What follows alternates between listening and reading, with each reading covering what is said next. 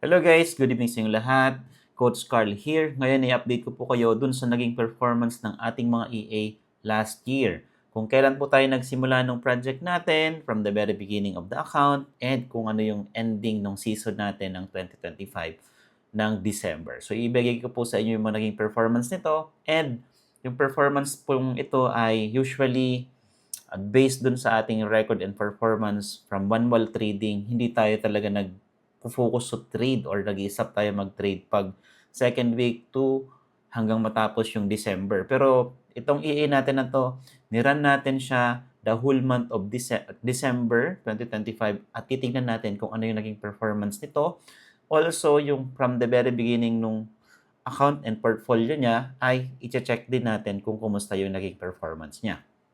Ipapakita ko po sa inyo yung MT4 record natin. Meron tayo dong system na kung saan similar data lang siya, almost similar data lang siya with my FX book record, and also ipapakita ko din sa inyo yung my FX book record.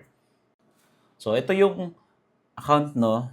Kung mapapansin niyo yung pinaka last trade niya sa baba na to ay December 31. So nakakuha pa siya ng sell position during sa period na yan, and yung pinaka total naging profit niya sa loob nung process na to, no, I think this was started July 2024 up until December 2025.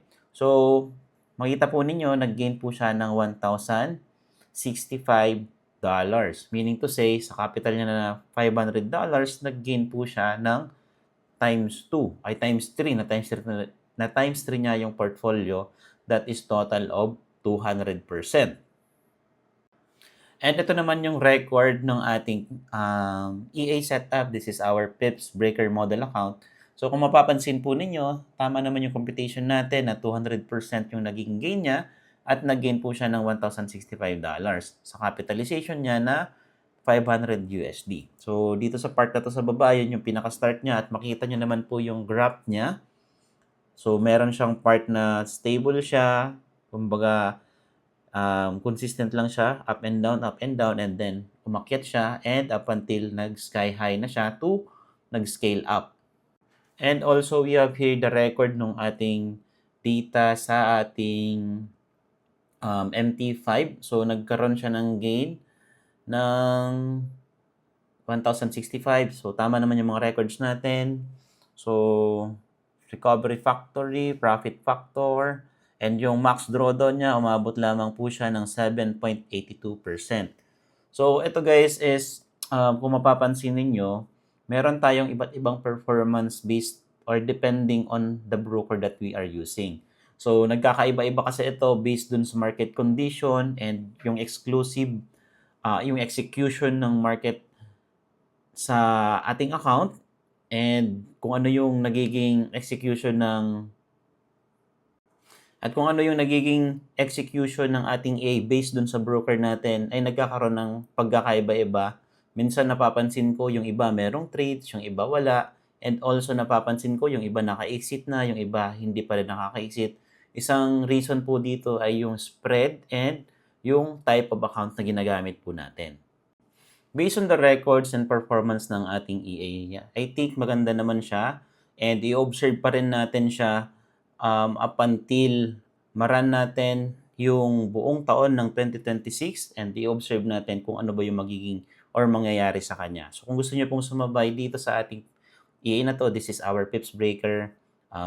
I-continue nyo lang po yung paggamit nito. Nakikita ko na maganda naman yung performance niya. So whatever happens on the market or anong trend ng market, nasasabayan niya. And based dun sa account performance natin, maganda naman yung result, and i-continue lang natin siya. And gaya nga ng sinabi ko, no, nag-run tayo talaga ng manual trading natin from up until second week lang ng December, and mag-run ulit tayo ng trades natin after third week na ng January naman. Pero dun sa ating EA ngayon is niran natin siya, hindi natin siya hininto, tinuloy-tuloy lang natin. So abangan pa natin yung mga other updates na bibigay ko pa po sa inyo in the future, and sana ay magkaroon pa tayo ng mas malaking potential opportunity sa market, mabigyan pa tayo ng mas maraming opportunity. Yan lang.